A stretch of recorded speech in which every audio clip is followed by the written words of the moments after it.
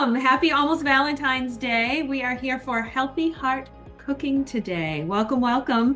I'm Gretchen Waldman, I'm Sharon Weston. and we are here to give you great recipes and talk about some good heart healthy snacks and diabetes. Of course, for the month of February. That's right. We're full of love. We are full of love.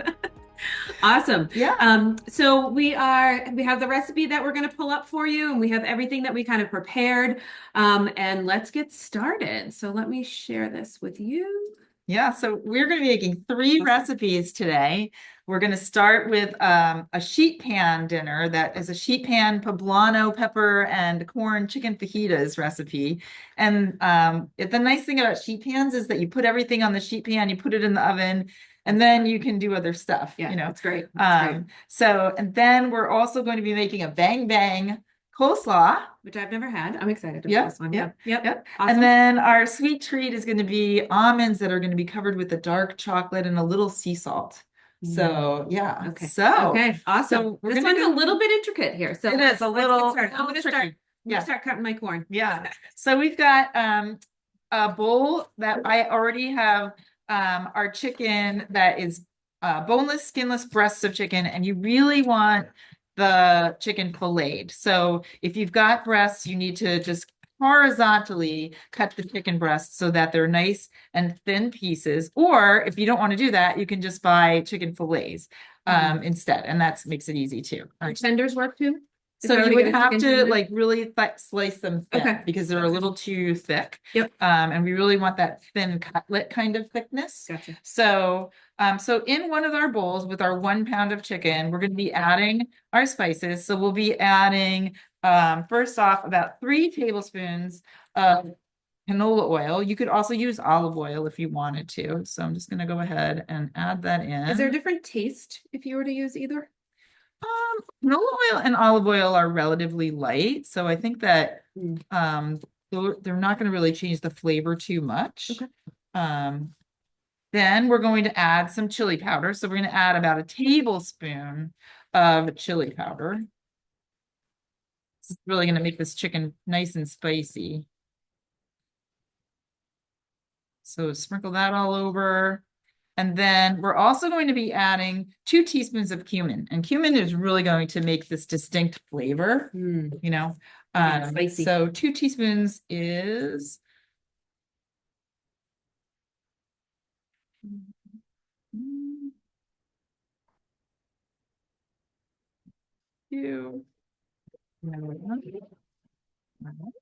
Then we're also going to be adding 2 teaspoons of paprika. Oh, it smells so good. Yeah, the cumin really is a kind of unique. So 2 teaspoons of that. 2. And then the last thing that we're going to do is we're going to add a teaspoon of garlic powder and a teaspoon of salt. So I've actually got a mixture. This is a mixture of salt and pepper and garlic powder all as one. Ooh. But I'm only going to add 1 teaspoon because otherwise it's going to be too much salt. Okay. So what would you usually put that on? So this is great on chicken, just just baking chicken in the oven or grilling it. It's it's just a little plainer, but so really then you're just going to go ahead and give this a stir. Get this all, I'm just going to actually get a tong. Okay. So we can just kind of mix this up. You really want to get the chicken all evenly coated with this seasoning. Smells good. Yeah. All right. Now we're going to spread this out on half of the foil lined baking sheet. Oh, and you can see how thin they are. Yeah. And actually we could even cut these into thinner strips. I think that's what I'll do. So let's see. Grab a cutting board. Thank you. And so let's go ahead and when you're making fajitas, you kind of want everything in strips. Sure. So I've got the poblano peppers already cut into thin strips. Which are these right here, yeah. right? And then I've got the onion. We have our onions already put together. Strips. Yeah. And then I just did the corn. which is, So there we are. Perfect. So after we cut these out, then we're gonna toss the corn and the poblanos and the onions yep. And together. so that Okay, with will, the chicken. Okay. yeah. And so usually when you do sheet pan recipes, you kind of keep the meat on one side, Okay. and keep the vegetables on the other sides, just so you're not roasting things with raw chicken all Okay. together, Yep. you know, Yep. and then put it all together. That's a pretty thin piece. Okay, I think those look pretty good. So we'll go ahead and spread these out.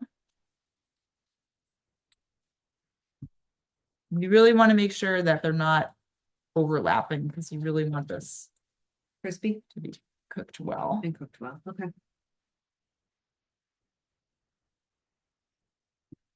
Awesome.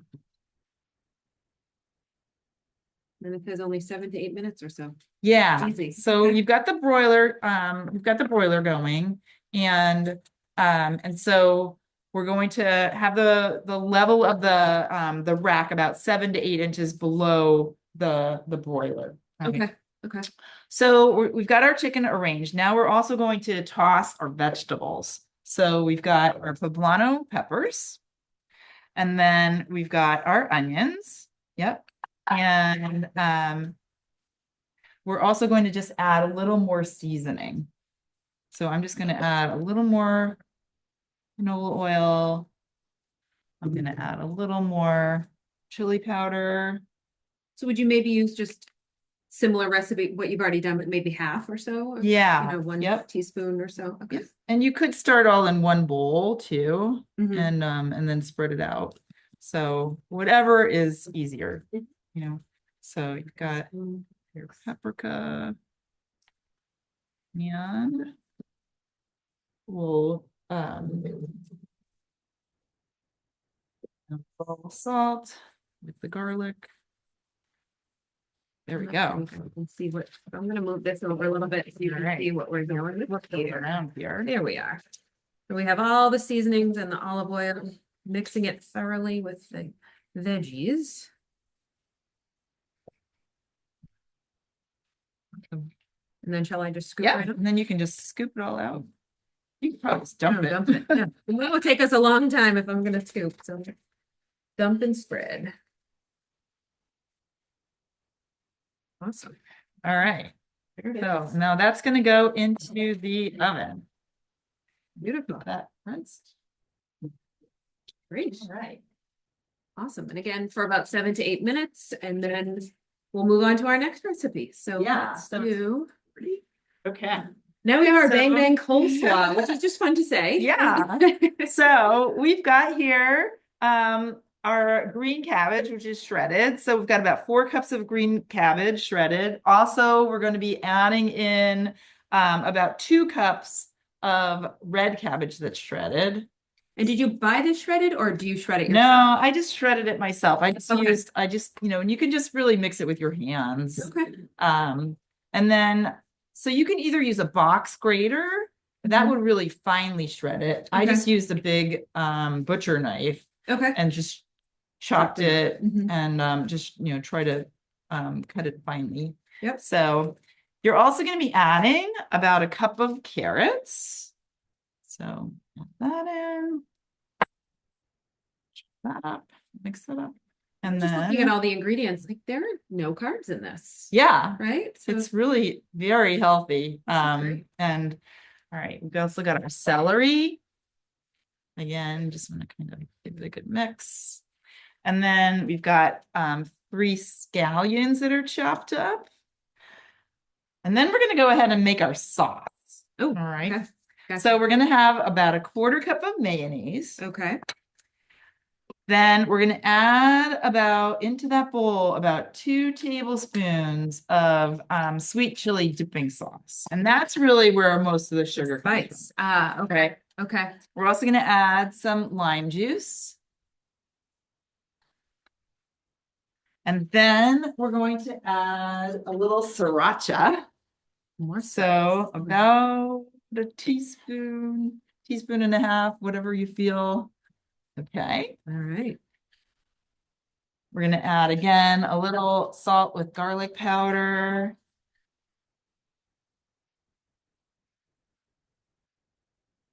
Just about a quarter teaspoon of salt. And that's it. That's it. Yeah. Okay, so it's like a dressing for this. Yeah. Yeah, and then I'm Yeah. just gonna put it on top. Yeah. All right. Love it.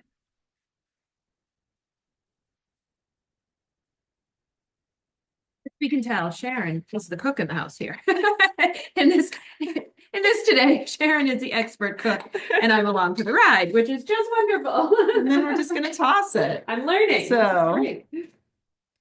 yeah. So this is really a lot of vegetables, lots of colorful vegetables in here. You've got, you know, for every different colored vegetable, we get different phytochemicals and lots of good antioxidants. The more brightly colored the vegetables are, the more phytochemicals and antioxidant type of phytochemicals we get.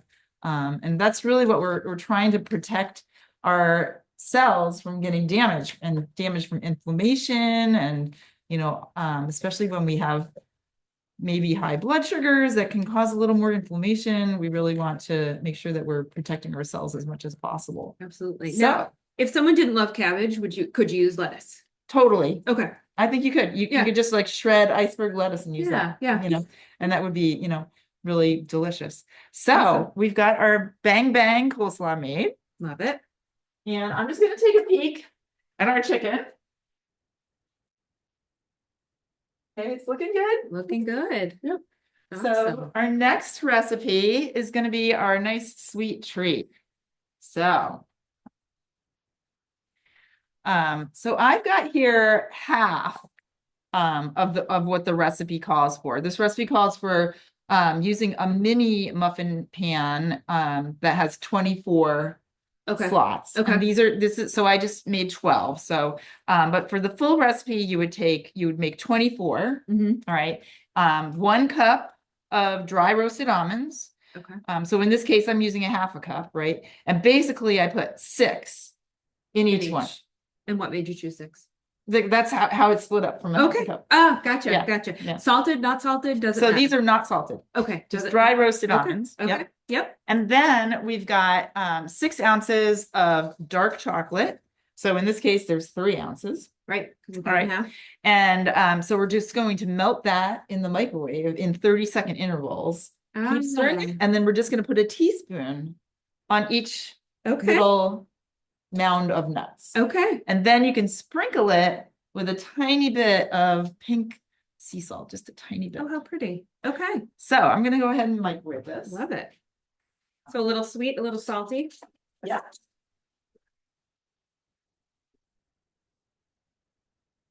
It's awesome.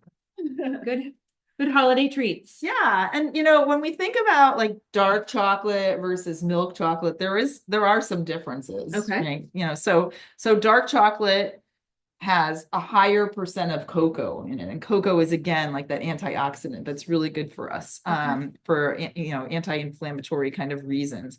But when you buy your chocolate, you look at on the container, it'll say like 60%, 70%, 80%. Sure, you know, sure. the higher the percent, the more cocoa Yep. is in there. Yep. And so the benefits of that are you get the higher percent, the more antioxidants you get from that cocoa. But the downside of it is that it is a little bitter. And so you have to play around with it a little, you know. So ideally, if you can get up to 70% and you know, that's a really good amount of antioxidants from that cocoa without that much sugar. You know, when you look at milk chocolate is going to be creamier. It's going to taste sweeter because there's milk and sugar in there. Yep. But it's not going to have as much cocoa in it, and it's not going to provide as many antioxidant benefits. So chocolate can be healthy. So chocolate can totally be healthy. The other thing that as you go up on the cocoa amount, the amount of caffeine in there is a little higher too. So like that can act as a kind of stimulant. Yeah, so it's really a balance, you know. And in this case, I found these chocolate chips are 60%. So it'll say right on the container, 60%. Okay. I've never noticed that before. Mm-hmm. Okay. Yeah. Gotcha. Yeah. And when you go up on the cocoa percent, one of the tricks to make it taste less bitter is to add a little sea salt. Okay. So it tastes, okay. it just adds a second flavor. Mhm, And mhm. so you can get around that higher Bitter. percent and Yeah. bitterness by adding that little Little amount extra. of salt. Okay. Yeah. And then what if you what if you had salted almonds? Would it taste a total different flavor of this dessert? Or It would just be higher in sodium, Okay. but then you probably wouldn't need to add the sea salt. Okay. Yeah. Gotcha. So we can do this together. I love You this. got to do it like fast before the chocolate melts. So it's really just a small amount on each one.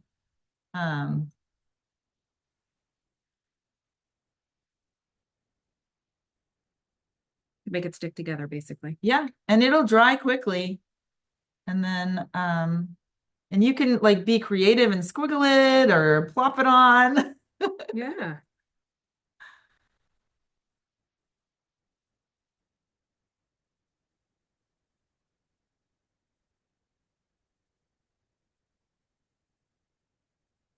Yep, a little left. Anybody missing any? It's pretty good.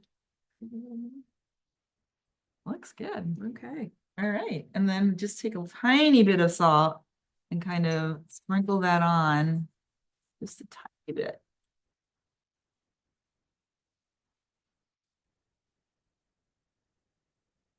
Yes, we did wash our And hands. that's before we cooked. it. Okay. And no baking or no, that's it. That's it. That's your, That's it. I love So it. we'll put those aside and then we're going to go ahead and go back checking on our chicken and vegetables.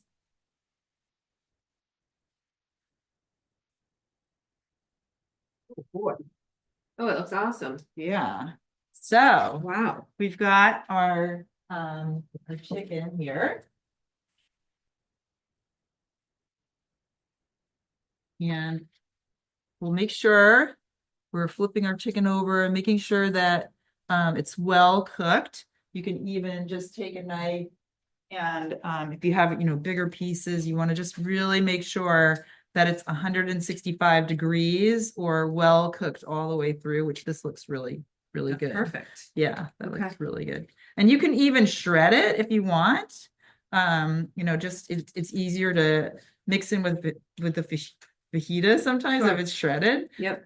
But that looks really good. That's So awesome. we're gonna remove that and add that in. I'm just gonna scoop this out. And then what we're gonna do on the side is heat up our tortillas. Okay. So we have a couple of different options for tortillas. I just want to show you guys. So this is the Mission Zero. And then we also have a Mission regular. So the differences here, we were looking at the nutrition facts. So on the Mission Zero, it says carbs, total carbs are 7 grams. But if you look at it, it says it subtracts 7 grams of fiber, which gives you 0 net carbs. And Sharon and I were chatting about this, and I personally, if I were to eat this, I would cover for 7 carbs. And I think most of us are in that camp of suggesting that because your body is you're gonna absorb some of those nutrients and those carbs before the fiber kind of takes place. Yeah. So I would say to cover for 7 carbs in something like this. Yeah. Now in this one And here, this is the same one. It's just larger. This is the Mission Zero. It's okay. just a bigger tortilla. So this one is 14 carbs, but still dietary fiber 14 grams. And so they're saying that this is 0 net carbs again, but to not bolus or cover 14 carbs and attribute that all to net 0 net is you're going to have high blood not sugar. going to work. You're most likely Yeah. going to have high blood sugars with that. Mhm. And then if we look at this, just comparing, because the size is very similar with this. But this one's 21 carbs and 2 grams of fiber in this one right here. Yeah. And that's just the corn to 100% corn. These are gluten-free. Yep. And then this one here again is 7 carbs, yeah, 7 7. carbs, 7 fiber. So making choices at the store when you're there to whatever you want, but just make sure we're being detectives and reading those labels. Right. Now I'm just gonna put these back in the oven just for another like 4 minutes or so, just to get them fully cooked. A little softer. Yeah. Okay. Great. All right. And then let's think about our heart healthy tips. So T1D, so type 1 diabetes and heart healthy tips. We felt like that was appropriate this month, being Valentine's Day and all. So tips for a healthy heart. So certainly, dash of salt, as it says, not a lot of salt. And we've talked about how, modifying what we have in there. Having good sleep. Good sleep is healthy for all of us. It's healthy for your glucose control. It's healthy for your heart. Lowering your blood pressure. Making sure that we're cutting the fat as much as we can, and we'll talk a little bit more about that. Oops, sorry, go back. No worries.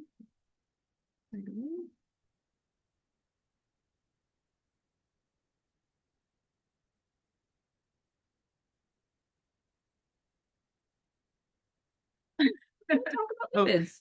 Yeah, we can talk. So, yeah, I mean, talking about heart healthy fats, one of the things that we want to make sure with type 1 diabetes is that we're thinking about checking our cholesterol levels and lipid panels. And so lipid screening in general is going to look at total cholesterol, LDL, HDL, triglyceride level, and that ratio of total cholesterol to HDL is also sometimes looked at. And so usually at diagnosis, once blood glucose levels are stabilized, then if a child is under 10 years, then screening is recommended, especially if there's a family history of high cholesterol levels or early CVD, cardiovascular disease, or if the child has any other types of risk factors like high blood pressure, high body weight. So, and then after age 10 is when routine lipid screening is going to be recommended for all children with type 1 diabetes, regardless of family history. And it should really be repeated every 5 years if there's normal results. Sure. Yep. So, and I always think of LDL when we think of it, L is lousy, right? The lousy cholesterol. And we want that to be, that's something that we really look at for. And I also think like HDL, H starts Happy. with H. Yeah. High, the higher the better, right? Yep. LDL, the lower the better. Yep. There we go. So, and also like when we think about LDL is that sticky cholesterol that really forms plaques in our arteries. HDL is that good cholesterol that helps lower our cholesterol, get rid of cholesterol. So, forms it together. And so things that affect our lipid levels first are going to be like blood glucose control, right? Yep, absolutely. So, yeah. So the higher triglyceride levels that you have, the likelihood that you're going to have higher lipid levels, especially total cholesterol and even lower HDL levels is likely. And when you think about your total cholesterol level is a sum of the parts. Yep. The sum of the triglycerides and HDL and LDL and VLDL. So if you have a really high triglyceride level, as a result of having high blood sugars, your total cholesterol number is going to be higher. Right. Sure. That makes good sense. Right. Yep. And then certainly ways to help with that. Yeah. So diet, physical activity, exercise. Yep. Meal modification, exercise, and making healthy choices. And the last part on here, family history, we can't, that's part of us. So sometimes we do have that family history. It's things that we do. We're exercising and we're watching what we're eating, and we still may have those higher levels. So that's something that your team can certainly work with your family on and helping with that piece. But ways that we can help ourselves is the food piece and the activity, which is really important. Yeah. For LDL, for your cholesterol, but also for your overall physical and mental health. Absolutely. Yeah. So emphasizing that low glycemic diet approach that really creates like an abundance of fruits and vegetables as your intake, and legumes that have high fiber and lean proteins and low fat dairy and whole grains, heart healthy fats, more plant-based fats than animal fats is really going to be a very helpful diet in this. And then exercise also. And plant-based fat, what would you say was a good example? Yeah, we'll talk about it on one of the next slides. But plant-based fats are, going to be things like from plants. So things like avocados, nuts and seeds and peanut butter are all things from plants that are, healthy plant-based fats. Awesome. Yeah. Awesome. So when we think about heart healthy fats, there's two things to think about. First, saturated versus unsaturated, right? So saturated fats means in general, that fat is going to be a solid at room temperature. Saturated, way down. Yeah. And when you think about the chemical properties of saturated fats, you've got these fats, which are long chains of carbon molecules, and then there's bonds that connect them together. And so the more hydrogen that's added in there, the more hydrogenated it is, right? Yeah, more packed. And more saturated it is, right? So when you have unsaturated fats, you have more double bonds, and it's going to be more of like a liquid at room temperature. And that's going to be heart healthier for us. Sure. So saturated fats in general come from animal fats. Unsaturated fats include things like monounsaturated fats from things like olive oil, olives, and also polyunsaturated fats, which are going to come from things like chicken or even just some of our nuts. And also that's going to include omega-3s and omega-6s. So fish. So fish is going to be on that omega-3 side. Also, some different types of nuts and seeds give us more omega-3s, like flaxseed, right? And then omega-6s are going to come from some different vegetable sourced fats. And so but all of that works together to keep our heart healthy. Saturated fats are really the thing that makes our cholesterol level go up even more than eating too much cholesterol. So that's saturated fat is really what. Okay. Fascinating. And then lastly, trans fats. So trans fats are the nasty of the nasty, right? So trans fats in general are artificial fats. Those are things that they took a fat that was a liquid at room temperature and they blasted it with hydrogen atoms to hydrogenate it and turned it into this creamy substance at room temperature that works great in making cupcakes and baked goods so yummy. Like trans fats are really bad for us. So they are going to make our LDL go up and our HDL go down and are really not good for inflammation and really can impact our heart health in a bad way. So in general, trans fats are something that have not been legal in terms of adding to foods but since I think 2019, but food companies can still round to 0 on a food label for trans fat. So even if they have 0.49 grams, they can round that to 0. And that is still a significant amount if we eat a lot of that. Sure. So it's always good to read your ingredients and look for those words hydrogenated. And if you see that, even though it's a 0 trans fat, it could still have some trans fat, and that's not good for our heart. Okay. Again, being a detective, right? We really just need to look at all of our ingredients and make healthy choices. Yeah. So I'm just going to check on our food. Okay, awesome. So when we think about all the fats that we were talking about, and we're talking about diabetes and diabetes management and taking insulin to kind of match that. We're fairly good at carbohydrates, right?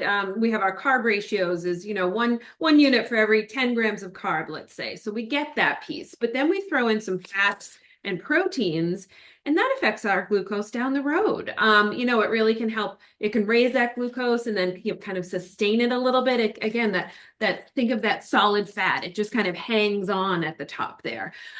So protein does fill your belly, but the fats part of it can really make your glucose values rise a little bit later. So some strategies when we think of this is, I have some patients who will take insulin before they eat for some of the carbs, and then maybe 2 hours later, they might take a little bit for the effects of the fat and protein.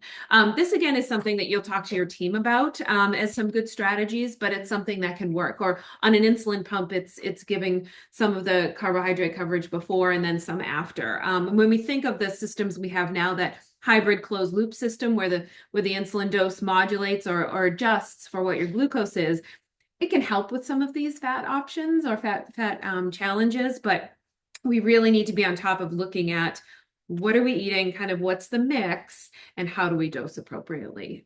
Because sometimes we can see those trends of high values on a Friday or Saturday night because that's our pizza night, and that was mostly from the fat and protein. Right, right. And fat also delays gastric emptying. So like when you have a higher fat meal, it's going to empty out of your stomach slower, Yep. and so that also can affect just how everything works with your blood sugar levels. It just sustains it again. Now we're thinking of that saturated, right? It's all pulled together and it's just kind of hanging there.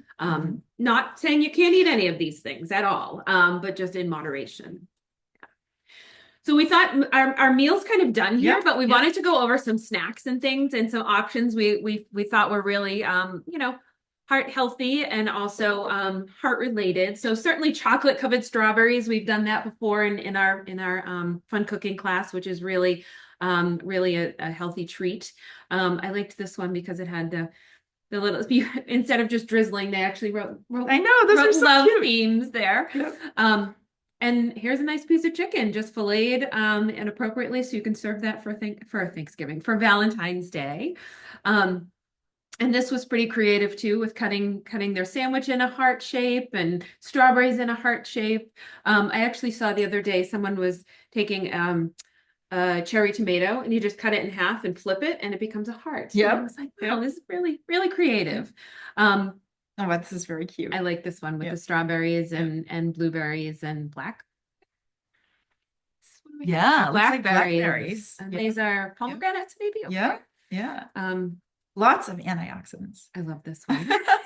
And maybe throw a little conversation heart in the middle there with your, which is fun opportunities here. And again, a little more strawberries. This is a fun little treat for giving out to your friends I love these Valentine's ideas. What a good idea. My son's school with no food is allowed for Valentine's Day, which is an appropriate option. But if you do have Valentine's to give out to your friends, this is some healthy choices there. And this, it's a white chocolate in the middle of a raspberry, which is really heart-shaped carrots. No, that takes a lot of work, but it's really fun to see, right? I want an idea of what everybody's going to be doing for the next holiday. Nice. And some watermelon and some strawberries, some red peppers and some hummus. So it looks like a really healthy paired snack that we talk about.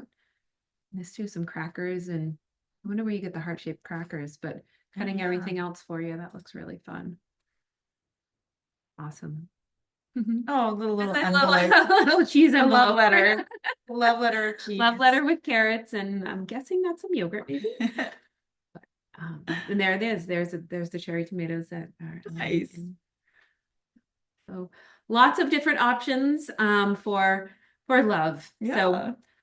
So we're gonna assemble our meal now. So I'm gonna pull this out of the oven, and so basically you're just gonna warm up your tortillas. So I've got we're going to do our mini meal here. So that might be a little hot, but, and we're just going to scoop. And so we also have for toppings, we've got diced avocado, we've got some cilantro. We also have some sour cream and so we're just going to, assemble things on the tortilla just to show you. So you can just take your chicken. You can see it over here. And then top it with actually some vegetables. And then your avocado.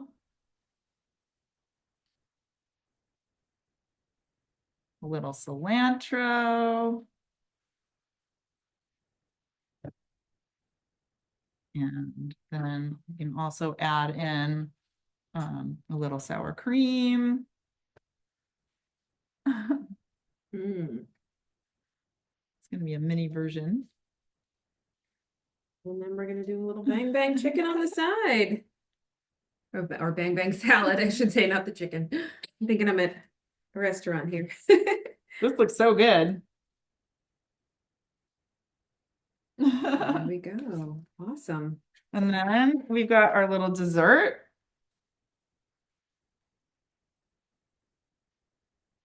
And there is dinner. Perfect. I love it. Awesome. Awesome. Awesome.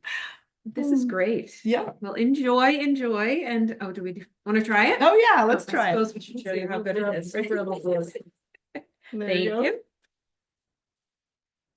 This All right. I'm gonna try this bang bang coleslaw first. Oh, that is so good. is a flavor. That's really good. Nice and creamy. Yeah. I like that a lot. Yep. Oh, Yep. and there's a spice. Okay, that's awesome. Got a little spice afterwards. And then you have to pick up your little fajita. You can roll it up. I cheated with a bite of the chicken. Let's see.